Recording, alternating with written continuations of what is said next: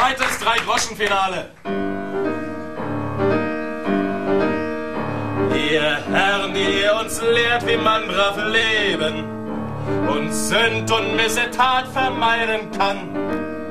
Zuerst müsst ihr uns was zu fressen geben, dann könnt ihr reden, damit fängt es an. Ihr, die ihr euren Wanst und unsere Bravheit liebt, das eine wisset ein für allemal, wie ihr es immer dreht und wie ihr es immer schiebt. Erst kommt das Fressen, dann kommt die Moral.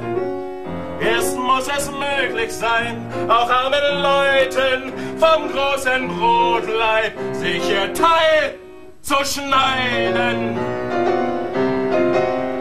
Denn wovon lebt der Mensch, indem er stündlich den Menschen peinigt, angreift, aufgreift, abwirft und frisst? Ja, davon lebt der Mensch, indem er stündlich dem Menschen zeigt, dass er kein Mensch noch ist. Ihr Herr